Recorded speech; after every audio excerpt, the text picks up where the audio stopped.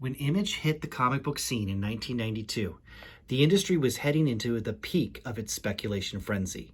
The prospect of new titles solely under the control of the most popular artists of the day was electrifying. Early issues of each title sold out, as speculators as usual bought multiple copies, and retailers ordered heavily, hoping to offset the additional cost with the future income from selling the books. Secondary market values on these issues rose, which in turn drew in more speculators wanting to cash in.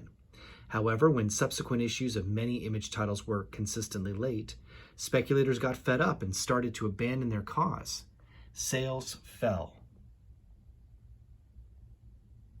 Flashy gimmick covers, contrived crossovers, manufactured events, distributor wars placing inexperienced retailers in competition with the established ones, retailers balancing outgoing revenue against uncertain future incoming revenue, overblown hype duping speculators, greedy publishers capitalizing on new demand for comics by releasing scores of subpar books.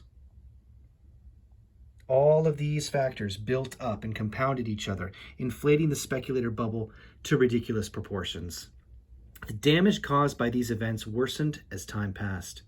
By 1995, it was highly evident that the bubble was going to burst, and soon. Many comic shops were abandoned by their customers and forced to close. Both the established businesses and those inexperienced ones lured into the business by the distributors. Speculation interest was drying up.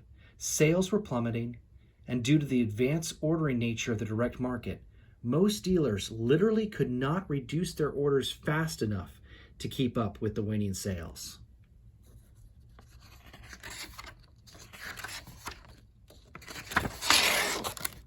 Unsold and essentially unwanted books piled up in store inventories, cutting into profit margins. The hot books of the early 90s became the refuse of the mid to late 90s. Sorry, kid, I can't buy that from you. I already have a box full of that comic in the back. But it's a collector's item. And once enough people finally realized, hey, this comic sucks. Pop.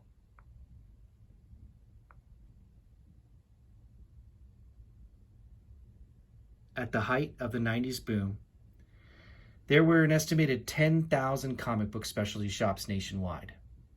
Today, there are approximately 3,000, and that number is shrinking. The distributor wars ended in 1996, when Diamond bought out Capital City and became the sole major distributor of comic books in the US. As everyone knows, monopolies are bad for business. And remember the over 3 million copies of Spider-Man #1 and X-Force #1 sold in 1991? A comic book is considered a stellar hit today if it sells over 100,000 copies. The effects of the violent downward spiral of the 90s will be felt in the comic book industry for years to come.